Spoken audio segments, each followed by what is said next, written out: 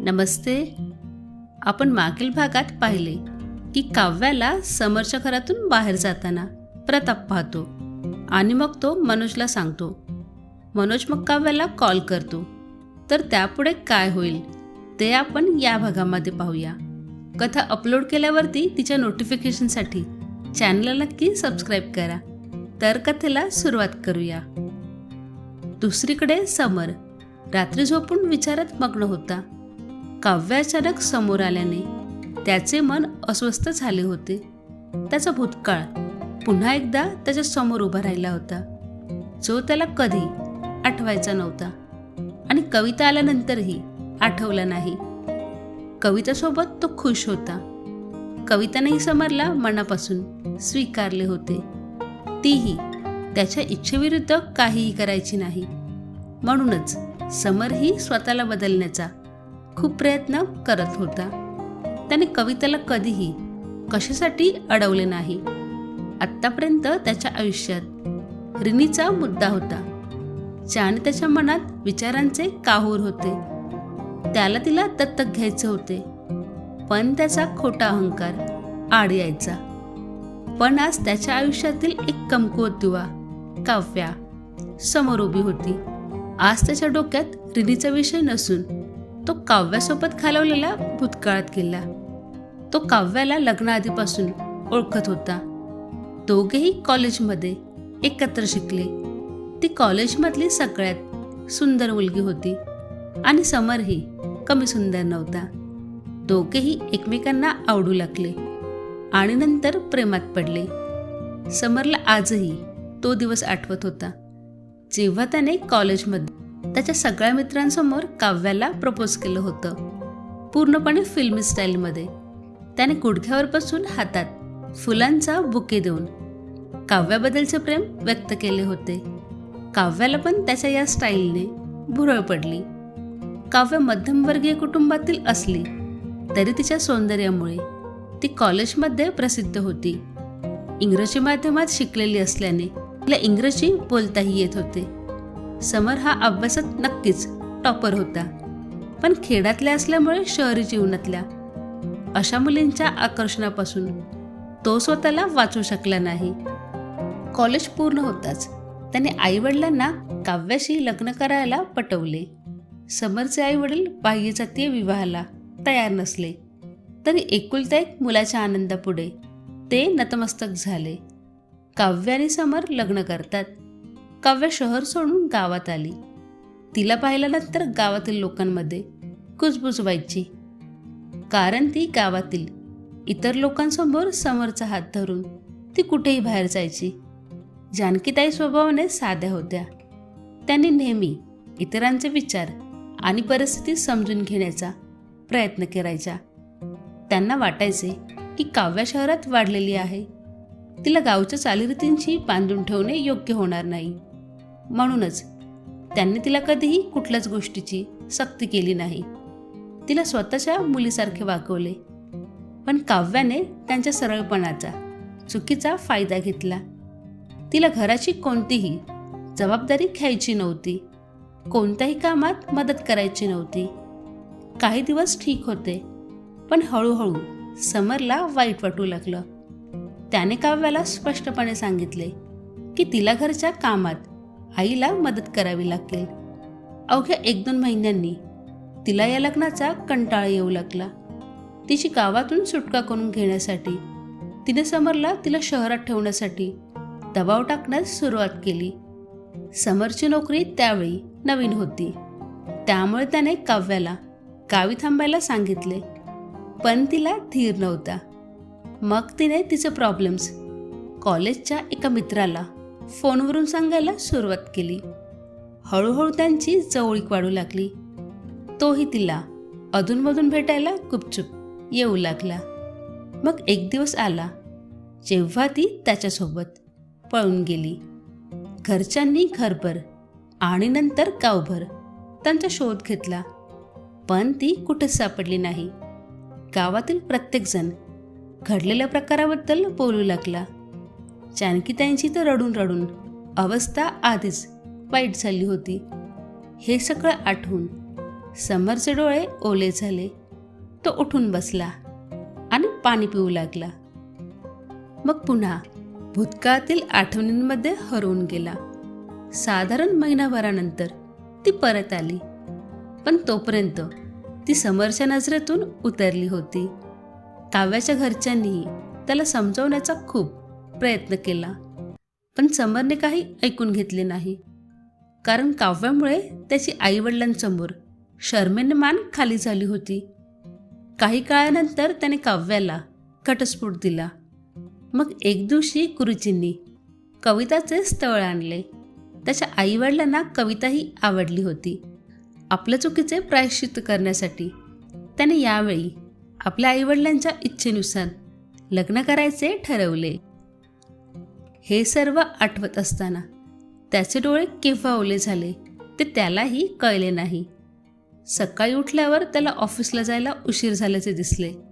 तो नाश्ता न करता पटकन तयार होऊन ऑफिसला पोहोचला.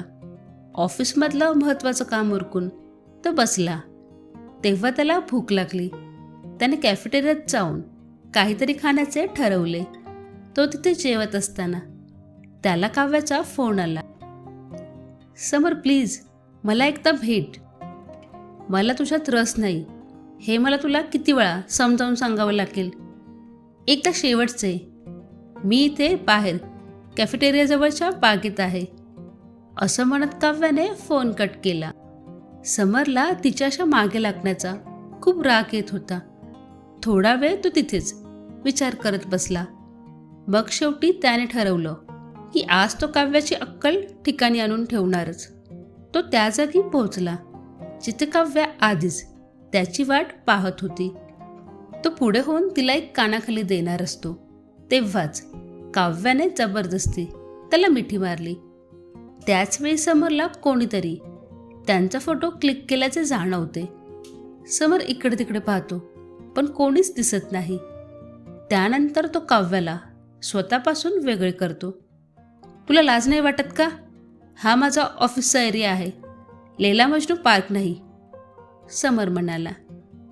मला माफ कर समर, मी माझ्या भावनांवरती नियंत्रण ठेवू शकले नाही, पण तुझी माझ्याबद्दल इतकी उदासीनता मी सहन करू शकत नाही, काव्या म्हणाली.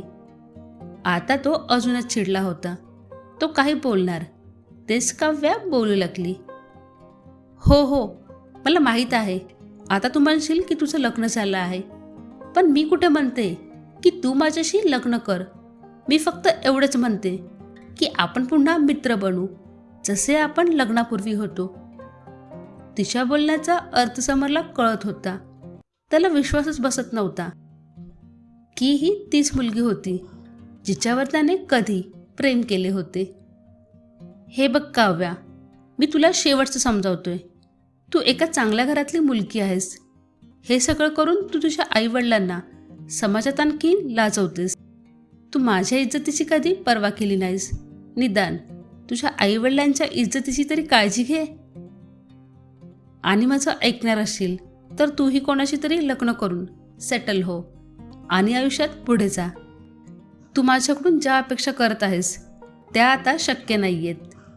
मी माझ्या बायकोची फसवणूक करू शकत नाही, कारण फसवणूक झाल्याचे दुःख माझ्यापेक्षा जास्त कोणीही चांगलं समजू शकत नाही.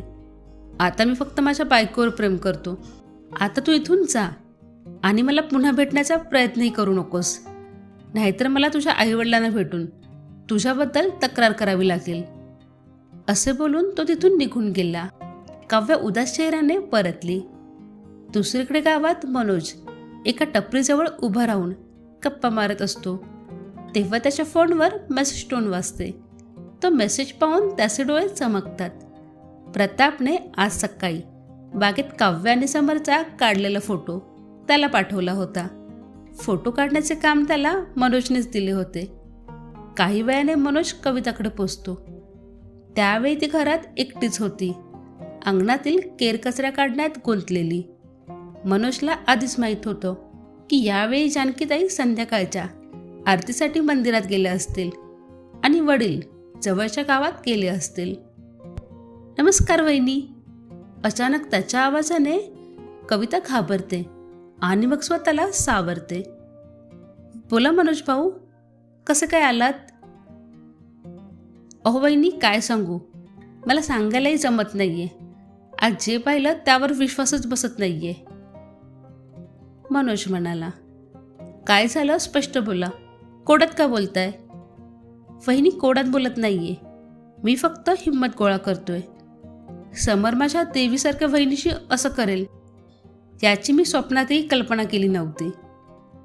हे ऐकताच तिला समजले की तो पुन्हा एकदा त्याच्या डोक्यात काहीतरी कुरबुरी घेऊन आला आहे. तुम्हाला जे बोलायचे आहे ते बोला. तसं मी तुम्हाला चांगलंच ओळखते की तुम्ही त्यांचे किती चांगले मित्र आहात. कविता म्हणाली, अहो बहिणी, तुम्ही तर मलाच बोलताय. काही हरकत नाही. तुमचा माझ्यावर विश्वास नसेल तर या फोटोवर तरी होईल. एवढे बोलून त्याने मोबाईल समोर आणला आणि फोटो दाखवला. ते पाहून कविताचे डोळे आश्चर्याने विस्फारले. फोटो पाहून तिला एकदा अस्वस्थ वाटले, पण तिचा मनोजवर काही केला विश्वास बसेना. मग तिने विचारले, ही कोण आहे? काय वहिनी, तुम्ही पण ना? समरच्या पहिल्या बायकोला ओळखत नाही? तुम्ही खरंच खूप साध्या भोळ्या आहात. तुमच्या घरामध्ये शोधा, नक्कीच यांचा एखादा तरी फोटो सापडेल. आता कविता पूर्णपणे गप्प झाली आणि मग काहीतरी विचार करून ती म्हणाली, मी कबूल करते की मी फार शिकलेली नाही, पण तरीही मी या जगात वावरते. त्यामुळे मला माहीत आहे की आजकाल असे फोटो बनवणे खूप सोपे आहे. तुम्ही तुमच्या मित्राशी भांडण काढण्यासाठी इतके खाली पडायला वाटलं नव्हतं. खरंच हे तर बरं आहे तुमचं. मी हे सगळं का करू? समरच्या आयुष्याशी माझा काय संबंध?